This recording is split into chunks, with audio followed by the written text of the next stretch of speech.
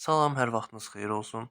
Bugünkü mövzularımız leksika, sözün tərkibi və söz yaradıcılığı mövzularıdır. Və bu mövzuda sınaqlara baxırıq. Baxaq birinci suala. Yazıçılarımızdandır sözündə qrammatik şəkilcilər hansı ardıcıllıqla verilmişdir? Gəlin sözə baxaq. Yazıçılarımızdandır sözünün kökü yaz, leksik, leksik, lar qrammatik, ımız, dan və dır. Üçü də qrammatik şəkilcidir.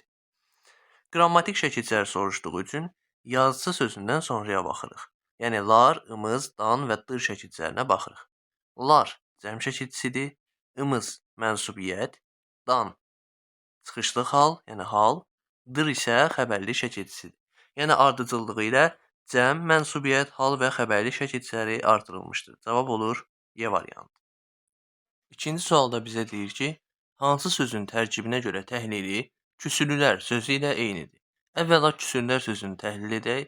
Küs sözün kökü, ülü leksik, rər qrammatik. Yəni bizə lazımdır kök plus leksik plus qrammatik tapaq. Baxaq variantlara. A variantında qoçaqlar. Sözün kökü qoçaq, lar qrammatik. Bu uyğun deyil. B variantında əmimgildə. Sözün kökü əmi, mənsubiyyət, yəni qrammatik, gil leksik, də qrammatik. Bu da uyğun deyil. Boyaqçılar. Sözün kökü boya, leksik, leksik, lar qrammatik. Bu da uyğun deyil. Atılmışlar. Sözün kökü at, atmaq, leksik, qrammatik, lar qrammatik. Bu da uyğun deyil. Və gəldik son varianta. Yatağımız. Sözün kökü yat, leksik, ımız isə mənsubiyyət qrammatik. Yəni yatağımız sözü kök plus leksik plus qrammatik sxeminə uyğundur. Cavab olur Y variantı. Baxırıq üçüncü suala. Klasterin şaxələrindəki fikirləri əsas tutmaqla onu tamamlayan fikri müəyyən edin. Dilim sözü.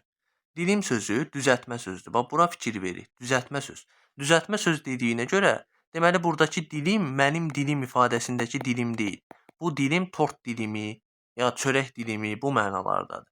Leksik mənası var, düzdür, var. İndi bizə lazımdır ki, üçüncüyə bir variant tapaq. Antonimi var. Dilim sözünün antonimi yoxdur. Tərkibinə görə təhlili kök qrammatik şəkilci sxeminə uyğundur. Ola bilməz, çünki düzəltmə sözdür. B də getdi. Amonim kimi işlənə bilir, amonim kimi işlənə bilmir. Və sual gələ bilər ki, müəllim, amonim kimi işlənə bilmirsə, mənim dilim ifadəsindəki dilimlə bu niyə amonim işlənmir? Çünki biz amonimləri seçdiyimiz zaman sözün kökünə yox, başlanğıc formasına baxırıq. Dilim sözünün başlanğıc forması elə dilimdir. Çünki başlanğıc forma leksik şəkilçi də daxildir. Yəni qrammatik şəkilçiyə qədər olan hissədir. Amma mənim dilim ifadəsində dil sözün köküdür, qrammatikdir. Qrammatik olduğu üçün bunun başlanğıc forması dil olaraq götürülür. Başlanğıc formaları fərqli olduğu üçün biz bunları amonim saya bilmirik. Ona görə də C variantı səhvdir. Mənsubiyə şəkilçilidir, xeyr. Düzəltmə söz olan dilim mənsubiyə şəkilçili deyil. La şəkilçisi ilə işləndikdə qrammatik mənası dəyişir. Bu doğrudur. Dilim sözü normalda isimdir. Yəni qarpız dilimi mənasında isimdir. Amma buna la artırdıqda, dilimləmək formasında olduqda bu artıq feilə çevrilir. Yəni qrammatik mənası dəyişir. Cavab olur Y variantı. Keçdik dördüncü suala. Hansı bənddə sözə ancaq qrammatik şəkilçilər artırılıb? Baxaq. Güllü sözündə gül sözün kökü lük leksik. Getdi. Güləş sadədir. Güldanda da eyni şəkildə gül sözün kökü dan leksik. Meşəlik. Meşə sözün kökü lik leksik. Meşə sözün kökü dəki leksik. Meşə sözün kökü li leksik. Bu da getdi. Yara, yarlıq, yardakı.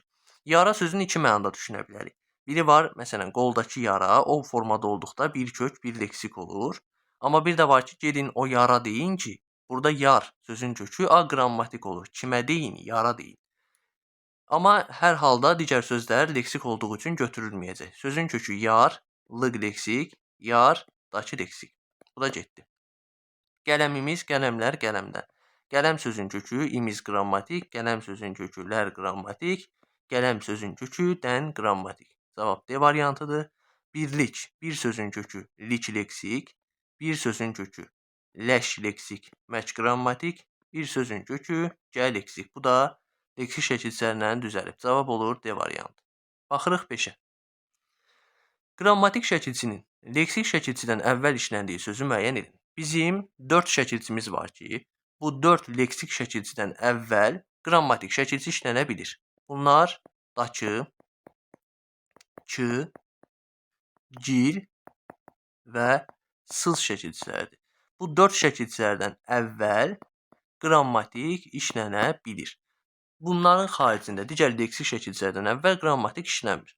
Baxırıq. D variantında bu şəkilçilərdən biri yoxdur. Y variantında bu şəkilçilərdən biri yoxdur. Qaldı A, B, C. Əmimgildəki sözün kökü əmi, mənim əmim, bu qrammatikdir, yəni mənsubiyyətdir. Gil leksik, dəki leksik. Biz gördük ki, gildən əvvəl mənsubiyyət şəkilçisi, yəni im şəkilçisi işləndi. Cavab A'dır. Buradakılar sözün kökü bura, dakı leksik, lar qrammatik. Dakıdan əvvəl qrammatik işlənməyib, B getdi. Lampadakı, lampa sözün kökü, dakı leksik, yenə də dakıdan əvvəl qrammatik işlənməyib. Cavab oldu A variantı. Bütün ərazini yaşıllaşdırmışdılar cümləsindəki düzəltmə sözün yarandığı nitq hissəsini müəyyənləşdirin. Burada iki məqam var. Düzəltmə söz və yarandığı nitq hissəsi. Bizdən yaşıllaşdırmışdılar sözünü istəyir. Kökə şəkilçiyə ayıraq. Sözün kökü yaşıl, yaşıllamaq sözü olmadığı üçün burada birbaşa laş götürülür. Yaşıllaşdırmaq, yaşıllaşdırmışdılar. Bəs hardan bilə bilərik ki, qrammatik şəkilçi hansıdır, leksik şəkilçi hansıdır? Bunun bir neçə variantı var. Ən rahat variantlarından biri budur ki, sözə sual veririk və sualın tərkibində işlənən şəkilçilər qrammatik şəkilçilər sayılır. Məsələn, yaşıllaşdırmışdılar sözünə sual verək. Nə etmişdilər? Yaşıllaşdırmışdılar. Sualın tərkibində işlənən mişdilər. Bu üç şəkilçi deməli necə oldu? Qrammatik şəkilçi oldu. Yəni biz götürəndə yaşıllaşdır. Bunlar leksik şəkilçidir. Laş və dır, mış, dılar qrammatik şəkilçidir. İkinci məsələ, yarandığı nitq hissəsi. Yarandığı nitq hissəsi deyildikdə sonuncu leksik şəkilçiyə qədər olan hissəyə baxırıq. Son leksikə qədər. Son leksik hansıdır? Dır hissəciyi. Buna qədər olan hissə nədir? Yaşıllaşmaq. Yaşıllaşmaq da feildir. Cavab oldu C variantı. Baxırıq 7-ci suala. 7-ci sualda bizə deyir ki, bitişdirici samitin işlənib işlənmədiyini dəqiq müəyyən etmək mümkündür. Baxaq. Atanın silahı. Atanın silahı iki mənada başa düşülə bilər. Əgər sənin atanın silahı olursa, bu zaman ata sözün kökü olur, n olur. Mənsubiyyət, ın isə yərik. Yəni burada n bitişdirici samit sayılmır. Amma əgər ata sözün köküdürsə, atanın silahıdırsa, bu zaman n bitişdirici olur, ın yeri olur, ata isə sözün kökü olur. Yəni bunu həm atanın silahı kimi başa düşmək olar, həm sənin atanın silahı kimi. Əgər atanın silahıdırsa söz, bu zaman n olur bitişdirici. Əgər sənin atanın silahıdırsa, n bu zaman mənsubiyyət olur, yəni bitişdirici olmur. Gəldik B variantına. Heyvanın rəngi. Əgər bu da heyva, meyvə heyvadırsa, bu zaman heyva sözün kökü olur. N bitişdirici olur, ın isə yeriyal olur. Amma əgər sözün kökü heyvan olarsa, heyvanın rəngi. Bu zaman heyvan sözün kökü olur, bitişdirici olmur, ın isə yeri olur. Yəni meyvə mənasında heyvadırsa, n bitişdiricidir. Amma heyvan sözün köküdürsə, bu zaman bitişdirici olmur. Qələmini itirən. Bunu da iki mənada başa düşmək olar. Sənin qələmini itirən və onun qələmini itirən. Əgər söz sənin qələmini itirəndirsə, bu zaman sözün kökü qələmdir. Sənin qələmin in mənsubiyyətdir, i təsirlikdir. Yəni biz bu zaman bitişdirici samit görmürük. Amma əgər onun qələmini itirən deyiriksə, bu zaman sözün kökü qələm, onun qələmi i mənsubiyyət, digər i təsirli və n isə bitişdirici samit olur. Ona görə bu da sayılmır. Kompüterin hissələri. Burada bitişdirici samit yoxdur. Kompüter sözün köküdür, in isə yəlikdir. Yəni burada hər hansı bir bitişdirici samitdən söz gedə bilməz. Cavab olur D variantı. Sırğanı götürmək. Bu da iki mənada başa düşülə bilər. Biri var, deyirik yerdəki sırğanı götürmək. Bu zaman sözün kökü sırğa, ı təsirli, n bitişdirici samit olur. Amma əgər deyiriksə ki, sənin sırğanı götürmək, sənin sırğanı ifadəsində sözün kökü sırğadır, n mənsubiyyətdir, sənin sırğan, ı isə təsirlidir. Yəni sırğanı götürmək, yerdəki sırğanı götürmək mənasında n bitişdiricidir. Sənin sırğanı götürdü ya da götürmək mənasında n olur mənsubiyyət. Cavab olur D variantı. Gəldik 8-ə. Sözlərdən biri düzəltmə deyil. Sözün kökü ot, otlu, leksik. Niyə? Çünki ot bitkidir, otlu artıq əlamət bildirir. Yəni sözün mənası da dəyişir.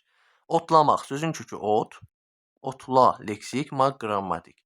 Ot bitkidir, otlamaq artıq hərəkət bildirir. Yəni sözün mənasını dəyişir. Məna dəyişirsə deməli leksikdir. Otluq, ot sözün kökü luq leksik, bayaqki kimi ot bitkidir, otluq isə yerdir. Ona görə bu da çıxır. Otlaqda da ot bitkidir, otlaq isə yenə də yerdir, məna dəyişir. Amma otlar sözündə məna dəyişmir. Ot bitkidir, otlar da bu bitkinin çox olmuş halıdır. Yəni yenə də bitkidir. Heç bir məna dəyişmir və sual verəndə də sual tərkibində biz həmin şəkilçini görürük. Nələr otlar? Şəkilçini görürüksə bayaq da dediyimiz kimi deməli qrammatikdir. Cavab olur B variantı. Baxırıq 9-cu suala. Cümlələrdən birində frazeoloji birləşmə işlənmişdir. Frazeoloji birləşmə məcazi mənalı birləşmələrdir. Baxaq variantlara. Abdal at mindi, özünü bəy sandı. At minmə ifadəsi də həqiqi mənalıdır. Bəy sanmaq ifadəsi də həqiqi mənalıdır. Yəni burada bir məcazilik yoxdur. Atı minmək olur və ya özünü bəy sanmaq olur. Ona görə bu getdi. Türkiyədə bir ağac yanarsa, Azərbaycanda min ürəyə təsir edər. Ağac yanması ifadəsi həqiqidir. Təsir etmə ifadəsində iki məqam var. Etmək, eləmək, olmaq sözləri birləşmə yaratdığı zaman mürəkkəb feil sayılır. Məsələn, təsir etmək, kömək etmək, səhv eləmək, həkim olmaq və s. Bunlar mürəkkəb feil sayılır. Yəni həqiqi mənalıdır və frazeoloji birləşmə sayılmır. Lakin bəzi birləşmələr var ki, etmək, olmaq, eləməklə yaranır. Bu zaman məcazilik əmələ gətirir. Biz təsir edərdə bu məcaziliyi görmürük. Yəni həqiqətən də ürəyə təsir etmək mümkündür. Ona görə də beyni də götürmürük. Üzünə gülər, ayağından çəkər. Üzünə gülər ifadəsi realdır, həqiqidir. Yəni kiminsə üzünə gülmək olar. Amma ayağından çəkmək ifadəsi məcazidir. Kimsə kiminsə həqiqətən tutub ayağından aşağı çəkmir.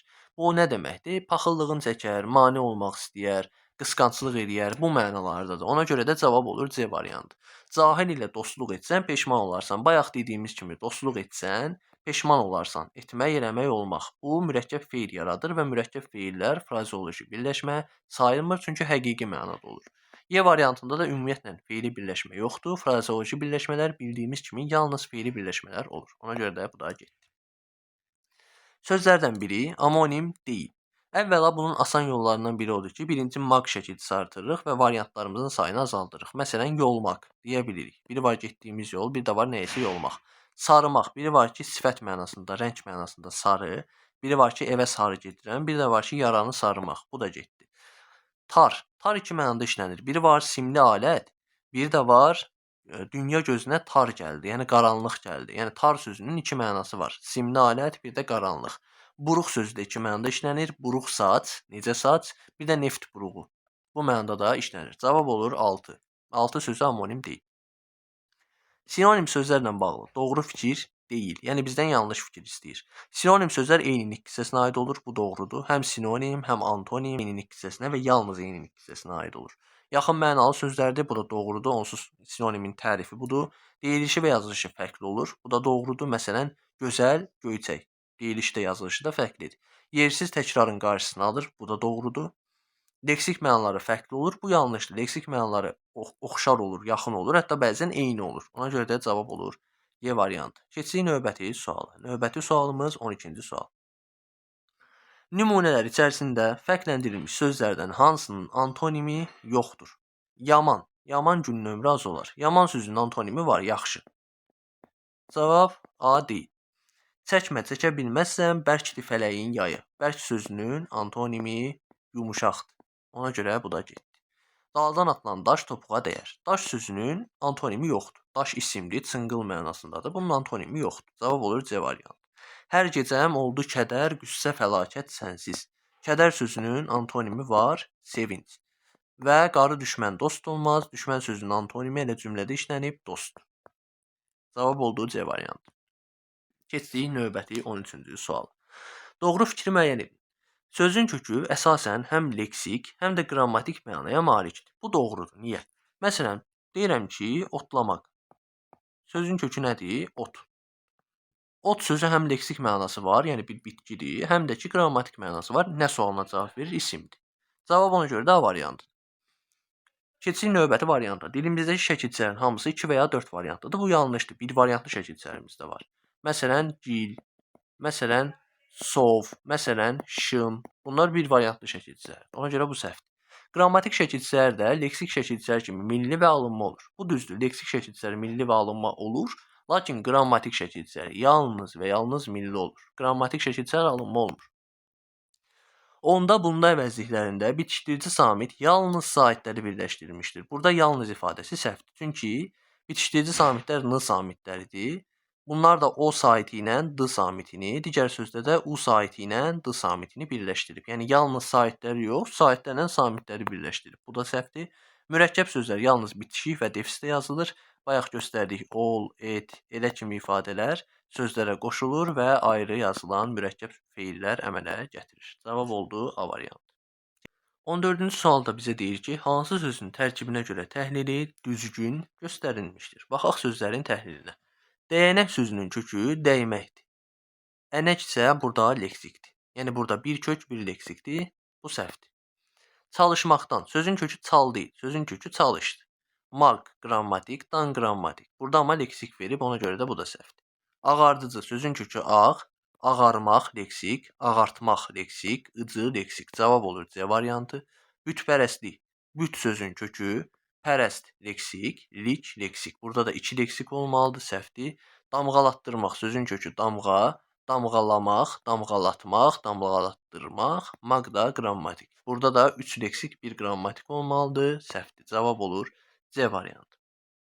Keçirik növbəti 15-ci sual. Həm amonim, həm də çox mənalı söz kimi işlənə bilir. Əvvəla baxaq görək amonim kimi işlənə bilirmi? Əqrəb sözü amonim kimi işlənir. Biri var saatın əqrəbi, biri də var heyvan əqrəbi. Tar sözü bayaq dedik. Biri var musiqi aləti, biri də var qaranlıq mənasında işlənir. Xar sözü də işlənə bilir. Klassik ədəbiyyatda xar sözü tikan mənasında işlənir. Gülün tikanı, gülün xarı mənasında. Bir də xar sözü zəlil, rəzil mənalarındadır. Kimisə xar etmək, məsələn, cəmaət içərisində kimisə xar etmək, yəni rəzil etmək mənasında. Qazan sözü biri var qab, yəni o yemək bişirilən qazan, bir də var ki, qazanmaq mənasında. Od sözünün amonimliyi yoxdur. Bir variantı çıxdıq. Gəldik çox mənalı kimi. Əqrəb çox mənalı kimi işlənmir. Tar çox mənalı kimi işlənmir. Xarda işlənmir. Çox mənalı kimi işlənən qazandır. Biri var ki, pul qazanmaq, yəni bu konkret bir şey qazanmaqdır və ya medal qazanmaq. Bir də var ki, hörmət qazanmaq. Hörmət qazanmaq artıq mücərrəd bir şeydir. Ona görə də bir konkret, bir mücərrəddir və bu çox mənalılıq əmələ gətirir. Cavab olur D variantı. 16-ya baxırıq. Köməkçi kisələrinə aid xüsusiyyəti müəyyən edin. Söz yaradıcılığında iştirak edir. Bu qayda olaraq səhvdir. Düzdür, bəzi istisnaları var. Məsələn, aid sözü var, aidiyyət. Aid qoşması aidiyyət yaradır. Xas qoşması var, xasiyyət sözünü yaradır. Amma bu 1-2 istisnadan ibarətdir. Qayda olaraq köməkçi kisələri söz yaradıcılığında iştirak etmir. A-nı çıxırıq. Yalnız qrammatik mənası var, bu doğrudur. Əsas kisələrinin həm leksik, həm qrammatik mənası var. Köməkçi kisələrinin yalnız qrammatik mənası var. Ayrılıqda müstəqil leksik mənaya malikdir. Bu əsas kisələrinə aiddir. Müstəqil formada suala cavab verir. Bu da əsas kisələrinə aiddir. Ayrılıqda cümlə üzvü olur. Bu da əsas kisələrinə aiddir. Cavab olur B variantı. Keçdik 17-ci suala. Amonim kimi işlənə bilən hansı sözlər eyni nitq hissəsinə aid deyil? Baxaq. Şəkər sözü amonim kimi işlənə bilir. Biri var ki, şəkər, yəni çaya atılan şəkər. Bir də var ki, şəkər xəstəliyi. Bunların amma ikisi də isimdir. Ona görə A getdi. C variantına baxırıq. C ümumiyyətlə amonim kimi işlənmir. C çox mənalı sözdür. İnsanın burnu, ayaqqabının burnu məsələn. Çəki. Çəki sözü amonim kimi işlənir. Biri var ki, məsələn, kiminsə çəkisi. 60 kilo, 70 kilo və s. Bir də var ki, çəki balığı. Lakin ikisi də isimdir. Ona görə bu da gedir. Qol sözü amonim kimi işlənə bilir. Biri var ki, məsələn, insanın qolu, bir də var ki, qapıya vurulan qol. Bunların da hər ikisi isimdir. Ona görə bu da işlənə bilir. Cavab olur B variantı, yarı. Yarı biri var ki, nəyinsə yarısı, bu mənada isimdir. Bir də var ki, kimlənsə yarımaq. Bu mənada yarımaq mənasında feildir. Cavab olur B variantı.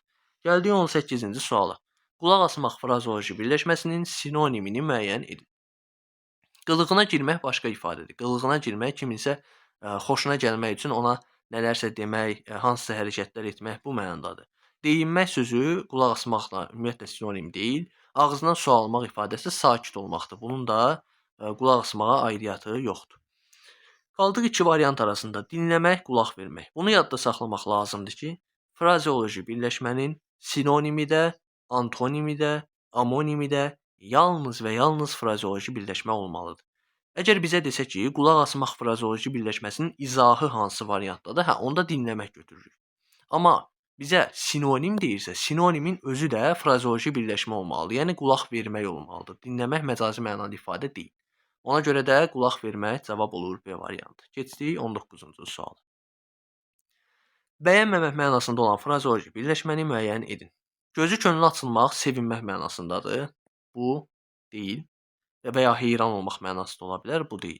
Kefi pozulmaq. Bu bənzərdir, amma bunu da saya bilmərik. Çünki insanın kefi ancaq bəyənmədiyi bir şeydən pozulmur, başqa bir şeydən də pozula bilər. Yəni kef pozulmamaq bəyənməmək demək deyil. Dodaq büzmək. Bu tam ifadə budur, dodaq büzmək. Yəni bir şeyi bəyənmirsənsə, ona dodaq büzürsən. Bu mənadadır. Didotu yemək, çox danışmaq deməkdir. Yola çıxmaq da başqa ifadədir. Bu da bəyənməmək deyil. Cavab olur C variantı. Keçdik növbəti 20-ci suala. Cədvələ əsasən uyğunsuzluğu müəyyən edin. Bizdən uyğunsuzluq istəyir. Dilotu yemək söz birləşməsinin antonimi az danışmaq ifadəsidir. Bayaq da dedik ki, dilotu yemək frazeoloji birləşmədir. Antonimi frazeoloji birləşmə olmalıdır. Az danışmaq frazeoloji birləşmə deyil, həqiqi mənalıdır. Ona görə də bu yanlışdır. Yanlış olduğu üçün götürmürük, çünki bizdən uyğunsuzluq istəyir. Söz vermək frazeoloji birləşməsinin sinonimi boyun olmaq ifadəsidir. Söz vermək də frazeoloji birləşmədir, boyun olmaq da frazeoloji birləşmədir və sinonimdirlər, yaxın mənalıdırlar. Bu doğrudur. Və sual yarana bilər ki, olmaq, eləmək, etmək niyə burada mürəkkəb feil yaratmır? Çünki mürəkkəb feil yaratmaq üçün həqiqi mənada olmalıdır. Məsələn, biz desək ki, həkim olmaq həqiqi mənadadır. Amma boyun olmaq deyə bir ifadə yoxdur axı həqiqi mənada. Boyun olmaq nə deməkdir? Boynuna götürmək nə isə, yəni üstlənmək, vəzifə kimi götürmək. Bu mənada məcazi olduğu üçün biz bunu frazeoloji birləşmə sayırıq və ya gözdə qulaqda olmaq ifadəsi də var. Gözdə qulaqda olmaq məcazi mənalıdır. Məcazi mənalı olduğu üçün olmaq ifadəsinə baxmayaraq onu da frazeoloji birləşmə götürürük. C variantına keçək. Sabit söz birləşməsinin əsas və asılı tərəfləri olur. Bu yanlışdır, çünki sabit söz birləşməsi frazeoloji birləşmələrdir. Onlarda əsas və ya asılı tərəf olmur. Bizə də yanlış verib, ona görə bunu da götürmürük. Cin atına minmək söz birləşməsinin sinonimi qəribinə yol tapmaq ifadəsidir. Cin atına minmək məna olaraq əsəbləşmək deməkdir. Yəni bunun sinonimləri hirsindən zəncir çeynəmək deyə bilərik, hirsi başına vurmaq deyə bilərik və s. Amma qəlbinə yol tapmaq bu başqa ifadədir. Bu onun sinonimi deyil. Qəlbinə yol tapmaq sinonim sayılmır. Lakin doğru verib. Doğru verdiyi üçün bu uyğunsuzluqdur. Cavab olur D variantı. Başa vurmaq frazeoloji birləşməsinin mənalarından biri bitirmək sözüdür. Bu doğrudur. Başa vurmağın iki mənası var. Biri bitirməkdir. Biri də etdiyi yaxşılığı kiminsə başına vurmaq. Etdiyi yaxşılığı başa vurmaq. Bu mənada olduqda isə digər mənasıdır. Cavab olur D variantı. Bu da doğrudur. 21-ə baxaq. Nümunələrdən birində yalnız qrammatik mənaya malik olan söz işlənmişdir. Yalnız qrammatik məna deyirsə, deməli bizə lazımdır köməkçi nitq hissəsi. Elmdir yaradan qədir qiyməti, savadsız adamın nə mərifəti. Elm isimdir, yaradan feili sifətdir, yəni feildir. Qədir qiymət isimdir, savadsız sifətdir, adam isimdir, nə əvəzlikdir, mərifət isimdir. Biz burada ancaq əsas nitq hissələri görürük. Çox zərfdir, oxumaq məstərdir, yəni feildir, faydalıdır, sifətdir. Ona görə bunu da götürmürük. Çomağın isim, ucuna isim, dikib feili bağlama, yəni feil, gözünü isim, onlar əvəzlik, saatlarla zərf, oturur feil, belə əvəzlik. Bunların da hamısı əsas nitq hissəsidir. Sən əvəzlik, məni əvəzlik, bir say, dəqiqə, gözlə, dəqiqə isim, gözlə feil, içəri zərf, keçməyə məstər, yəni feil, tələsmə feil. Burada da hamısı əsas nitq hissəsidir. Bilirsən feil, qəsdimi isim, ulu sifət, alim isim, elmdən, zəkadan, idrakdan. Üçü də isim, deyim, feil. Ey nədir? Ey nidadır. Nida da köməkçi nitq hissəsidir. Cavab olur Y variantı. Keçirik növbəti 22-ci suala. Yalnız mürəkkəb sözlərdən ibarət cümləni göstərin. Yalnız mürəkkəb sözlərdən. Baxaq. A variantında elə ilk söz məktəbimizdəki sözdür. Məktəbimizdəki sözü düzəltmədir. Ona görə də bunu çıxırıq. Bu gün Məhəmməd Əliyə tez-tez müraciət olunurdu. Bu gün mürəkkəbdir. Məhəmməd Əliyə mürəkkəbdir. Tez-tez mürəkkəbdir. Müraciət olunurdu. Bu da mürəkkəb feildir. Müraciət olunmağı. Cavab olur B variantı. Bu gün ifadəsində iki məqama fikir vermək lazımdır. Məsələn, bu tip ifadələrdə bu gün mürəkkəb söz götürülür. Məsələn, deyirəm ki, mən bu gün kəndə gedəcəm. Burada bu gün mürəkkəb sözdür.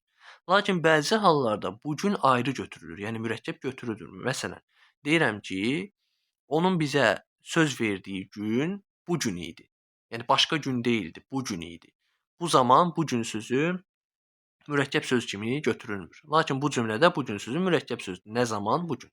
Cavab olur B variantı. Sırağa gün həmin adam məktəbimizə gəldi. Burada sırağa gün çaşdıra bilər, lakin sırağa gün sadə sözdür, çünki dilimizdə sırağa sözü yoxdur. D variantı dəvət olunduğu üçün çox sevinirdi. Dəvət olunmaq mürəkkəbdir, lakin digər sözlər mürəkkəb deyil. Ona görə çıxdı. Y variantında kəşfiyyatçılar gizli-gizli irəliləyirdilər. Gizli-gizli mürəkkəbdir, lakin digər sözlər mürəkkəb deyil. Ona görə də Y variantı da çıxdı. Cavab olur B variantı. Keçək 23-cü suala. 23-cü sualda bizə deyir ki, körpə məzlumanə bir baxışla ətrafa baxırdı. Nümunəsindəki ilk sözün leksik təhlili ilə bağlı yanlış fikirləri müəyyənləşdirin. İlk söz körpə sözüdür. Variantlara baxaq. Çox mənalı sözdür. Bu doğrudur. Biri var körpə uşaq, bir də var körpə ağac, körpə fidan. Ona görə bunu götürmürük. Həm leksik, həm də qrammatik mənası var. Körpə sözü sifətdir, yəni əsas nik hissəsidir. Əsas nik hissəsi olduğu üçün həm leksik mənası var, həm də qrammatik mənası var. Ona görə bunu da götürmürük. Antonimi var. Körpə sözünün xüsusi olaraq bir antonimi dilçilikdə yoxdur. Nümunə içərisində ola bilər, amma körpə sözünün xüsusi olaraq bir antonimi yoxdur. Qoca yaşlı ifadəsi daha çox gənc, cavan sözünün antonimi sayılır. Körpə sözünün çox da antonimi hesab olunmur. Ona görə də bunu yanlış fikir kimi götürmək daha doğru olar. Uşaq sözü ilə sinonimdir. Bu yanlışdır. Niyə? Çünki körpə sifətdir, amma uşaq isimdir. Məzmun olaraq yaxınlıq var, amma nitq hissəsi olaraq fərqlidir. Biz bilirik ki, sinonimlər, antonimlər və çox mənalı sözlər mütləq eyni nitq hissəsinə aid olmalıdır. Burada fərqli nitq hissəsi olduğu üçün götürmürük. Amonim kimi işlənə bilir. Bu da yanlışdır. Keçdik növbəti 24-cü sual.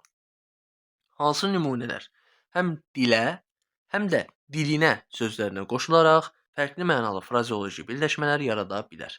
Baxaq, dilə tutmaq olur, amma dilinə tutmaq deyə bir ifadə dilimizdə yoxdur. Dilə gəlmək var. Məsələn, axırda bezirsən hər şeydən və dilə gəlirsən, yəni danışmağa başlayırsan. Dilinə gəlmək də var. Məsələn, deyirsən ki, tutaq ki, filan söz onun dilinə gəlmişdi ya da dilinə gəlmədi. Bu mənada işlənə bilir. Yatmaq, dilə yatmaq ifadəsi də var, dilinə yatmaq ifadəsi də var. Dilə yatmaq nədir? Dilə yatmaq xoş səslənmək deməkdir. Məsələn, deyirlər ki, tutaq ki, bu mahnı dilə yatan mahnıdır ya da bu şeir dilə yatan şeirdir. Dilinə yatmaq ifadəsi də var. Məsələn, deyirsən ki, bu bayatı onun dilinə yatırdı, yəni xoş səslənirdi onun dili üçün. Bunu da götürdük. Dilə basmaq ya da dilinə basmaq deyə bir ifadə yoxdur. Dilə gətirmək və ya dilinə gətirmək var. Dilə gətirmək nədir? Məsələn, hər hansı bir şey haqqında bir xəbər yaymaq, dilə gətirmək nəysə bir şey və ya dilə gətirmək hər hansı bir mövzunu ortaya çıxarmaq mənasında, bu mövzu haqqında danışmaq, bu mövzunu dilə gətirmək mənasında ola bilir. Dilinə gətirmək ifadəsi də var. Bu necə olur? Məsələn, o tutaq ki, bir şey demək istəyirdi, amma bu sözü dilinə gətirə bilmirdi. Bu mənada da işlənə bilir. Cavab olur 2, 3, 5. Gəldik növbəti 25-ci suala. Eyler-Venn diaqramındakı doğru fikirləri müəyyənləşdirin. Döyüşçü və döyüntü. Baxaq. Tərkibinə görə təhlili bir kök, bir leksik sxeminə uyğundur. Gəl ikisini də əvvəla təhlil edək. Döyüşçü sözünün kökü döymək, döyüşçü. Döyüntü sözündə kök döymək, üntü bir yerdə götürülür. Çünki döyünmək deyə bir ifadə yoxdur. Tərkibinə görə təhlili bir kök, bir leksikə uyğundur. Bu yanlışdır. Bu ikinciyə aiddir. Yəni döyüntü sözünə aiddir. Biri çıxdıq. İsimdən yaranan isimdir. Baxaq. İsimdən yaranan deyirsə, söz hansı nitq hissəsindən yaranıb deyirsə, sözün sonuncu leksik şəkilçisindən əvvəlinə baxırıq. Yəni sonuncu leksik çü şəkilçisidir. Çüdən əvvələ baxırıq. Döyüş sözü. İndi bəs biz nə bilə bilərik ki, burada döyüş sözü isimdir, yoxsa döyüş sözü feildir? Bunun da fərqli yolları var. Ən asan yollarından biri budur ki, döyüş sözünü çıxardırıq, başqa bir sözlə əvəz edirik və həmin sözə çü şəkilçisi, çı, çü şəkilçilərindən birini artırırıq. Məsələn, döyüşçü demirəm, deyirəm balıqçı. Balıq sözü nədir burada? İsimdir. Və balıq sözü isimdirsə, deməli burada döyüş sözü də isimdir. Çünki deməli çı isimlərə artırılır. Onda döyüş sözü də isim olur. Yəni bu məntiq etibarilə düzdür. İsimdən yaranan isimdir. Amma biz bunu düzdür deyib digərinə baxmaya bilmərik. Yəni düzdür, amma digərinə də baxmalıyıq. Çünki bəzən çaşdırırlar. Döyüntü sözü isimdən yaranıb, xeyr, yaranmayıb. Deməli elə doğrudur, 2-dir. Bəzən çaşdırırlar, bunu solda verirlər, amma əslində ortada verməlidirlər. Ona görə də hər zaman hər iki sözə baxmaq lazımdır. Üçüncüyə baxırıq. Həm kökü, həm də yarandığı nitq hissəsi eynidir. Baxaq. Hər ikisinin kökü də feildir. Lakin birincidə döyüşçü sözündə bayaq da dedik, deməli burada yarandığı nitq hissəsi isimdir. Ona görə bu yanlışdır. Döydürmək sözü ilə kökləri eynidir. Doğrudur. Burada da döyməkdir. Dür, leksik, məc, qrammatik. Lakin bunu doğru götürə bilmərik. Düzdür. Döyüntü sözündə var. Amma eyni zamanda döyüşçü sözündə kökü döyməkdir axı. Hər ikisinin də kökü döymək olduğu üçün bu ortaya yazılmalıdır. Ona görə bu da yanlışdır. Feildən yaranan isimdir. Düzdür. Döyüntü sözü isimdir. Yarandığı nitq hissəsi də sonuncu leksikdən əvvəldir. Yəni döyməkdir. Döymək də feildir. Cavab olur 2, 5. Gəldik növbəti 26-cı suala.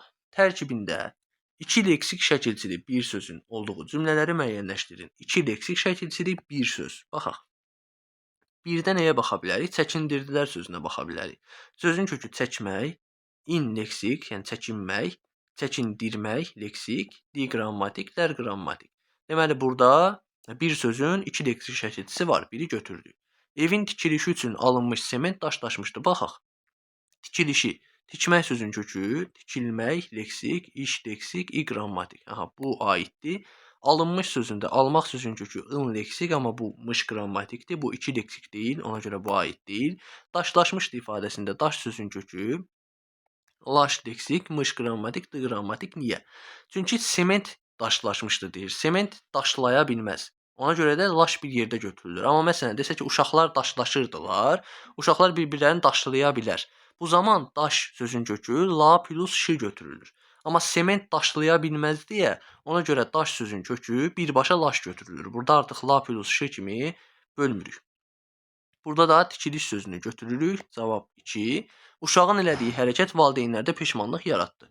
Peşmanlıq sözündə peşman sözün kökü lıq leksik, yaratdı sözündə yaratmaq sözün kökü d qrammatik. Burada ümumiyyətlə yoxdur 2 leksik şəkilçisi. Ürək döyüntüləri düzəlməyə başlamışdı. Döyüntüləri, döymək sözün kökü döyünmək deyə ifadə olmadığı üçün üntü bir yerdə götürülür. Lər qrammatik, i qrammatik. Bir dənədir, bunu saymırıq. Başlamışdı. Baş sözün kökü la leksik, mış qrammatik, d qrammatik. Burada da bir leksikdir. Ona görə bunu da götürmürük. Çörək qırıntısı evin hər yerinə dağılmışdı. Qırıntısı, qırmaq sözün kökü, qırınmaq deyə söz yoxdur, ıntı leksikdir, s qrammatikdir. Dağılmışdı da sözün kökü dağılmaqdır, dağ deyil. Mış qrammatik, d qrammatik. Burada da heç bir şey yoxdur. Cavab olur 1 və 2. 27-ci sualda bizə nə deyir? Uyğunluğu müəyyən edin. 1 leksik şəkilçili, 2 leksik şəkilçili, 3 leksik şəkilçili düzəltmə sözlər. Baxaq. Ümumiyyətlə ora-bura sadədir. Biz bunu düzəltmə götürmürük. Yarğan sözünün kökü yarmaqdır, qan leksikdir. Bu bir leksikdir. Deməli 1-ə olur B. Xoşbəxtlik sözü, burada xoşbəxtlik sözü mürəkkəb sözdür. Bəs burada lik şəkilçisi var. Bu onu düzəltmə eləmirmi? Xeyr. Əgər bir söz mürəkkəb sözdürsə, o düzəltmə söz sayılmır. Məsələn, 11-ci sözdə elədir. Burada inci şəkilçisi var və leksik şəkilçisidir. Lakin 11 sözü mürəkkəb olduğu üçün bu söz mürəkkəb qalır. Eyni şəkildə xoşbəxtlik sözündə də xoşbəxt sözü mürəkkəb olduğu üçün bu söz mürəkkəbdir. Yəni bir söz həm düzəltmə, həm mürəkkəbdirsə, onu mürəkkəb götürürük. Azaltmaq sözün kökü az, azalmaq, t, maksə qrammatik. Burada da 2 leksik şəkilçisi var. 2-yə aiddir. Yazıçılıq, yazmaq sözün kökü ı leksik, ç leksik, lıq leksik. Bu da 3 leksik şəkilçili düzəltmə sözdür. Cavab olur 3-ə də Y. 1-ə B, 2-yə D, 3-ə Y. Gəldik mətnə. Mətni oxuyaq. Mars planeti. Mars planetinin şərqdə köhnəlmiş adı Mərrixdir. Oxuya-oxuya qeydlər aparmaq daha yaxşı olar. Şərqdə adı Mərrixdir. Günəş sisteminin Günəşə yaxınlığına görə 4-cü, kiçikliyinə görə Merkuridən sonra 2-ci planetdir. Adını Roma mifologiyasının müharibə tanrısından alan bu planetin səthində dəmir oksidinin geniş yayılması ona qırmızı görünüş verir və o tez-tez qırmızı planet kimi xatırlanır. Marsın oxunun mailliyi mövsümlərə əmələ gətirir. Mars Günəş sistemində məlum ən hündür 2-ci dağ Olimp dağının və ən böyük kanyonlardan biri Valles Marineris'in olduğu yerdir. Marsın 2 peyki var, Phobos və Deimos. Bunlar kiçik və nizamsız formalaşan peyklərdir. 2005-ci ildə radar məlumatı Marsın qütblərində və orta en dairələrində böyük miqdarda su olduğunu aşkar etdi. Phoenix emme aparatı 31 iyul 2008-ci ildə Marsın üst torpağından buz suyu götürdü. Mars yerdən çılpaq gözlə görünür. Optik yerüstü teleskoplar yerin atmosferinə görə yerin və Marsın ən yaxın olduğu zaman 300 kilometr uzaqlıqdakı cəhətləri göstərə bilir. 28-ci sualda bizə bir cədvəl göstərilib və cədvəl səbəb-nəticə cədvəlidir. Nəticə hissəsində qeyd olunub ki, Mars qırmızı planet kimi xatırlanır və bunun bizdən səbəbi istənilir. Səbəbi tam olaraq bu cümlədə qeyd olunub. Bu planetin səthində dəmir oksidinin geniş yayılması ona qırmızı görünüş verir və o tez-tez qırmızı planet kimi xatırlanır. Deməli, qırmızı planet kimi xatırlanmasının səbəbi nədir? Dəmir oksidinin qırmızı görünüş verməsi. Səbəb budur. Digərinə baxaq. Mars planetinin oxu maillidir. Deməli, bizdən bunun nəticəsini soruşur. Nəticədə nə olur? O da tam olaraq növbəti cümlədədir. Marsın oxunun mailliyi mövsümləri əmələ gətirir. Deməli, bunun nəticəsi mövsümlərin əmələ gəlməsi və ya mövsümləri əmələ gətirir də yazmaq olar. Keçdik növbəti 29-cu sual. Mətn və ətraf aləm haqqında bilikləriniz əsasında sxemi tamamlayan fikirləri yazın. Mars planeti ilə Yer planeti arasında oxşarlıqlar var. Bu bizə verilən fikirdir və buna əsaslandırmaq üçün 3 dənə punkt verib, bunları doldurmalıyıq. Mətndə nələri yazmaq olar? Məsələn, yaza bilərik ki, hər ikisində də mövsümlər var. Burada qeyd olunub mövsümlər. Yəni, hər iki planetdə də, həm Marsda, həm də Yerdə mövsümlər mövcuddur. Yəni, fəsillər mövcuddur. Birinciyə bunu yazmaq olar. İkinciyə baxaq. Başqa nə yazmaq olar? Məsələn, dağları və kanyonları qeyd edə bilərik. Burada qeyd olunub dağ, kanyon. Hər iki planetdə də dağ və kanyonlar mövcuddur. Kanyonlar. 3 olaraq nə yaza bilərik? Onu da su yaza bilərik. Məsələn, Marsda da 2005-ci ildə su olduğu aşkar olunub. Yerdə də su onsuz var. Yəni yaza bilərik ki, hər iki planetdə də su mövcuddur. Yəni buna başqa şeylər də yazmaq mümkündür. Amma yəni ilk görünən bunlardır deyə bunları yazmaq olar.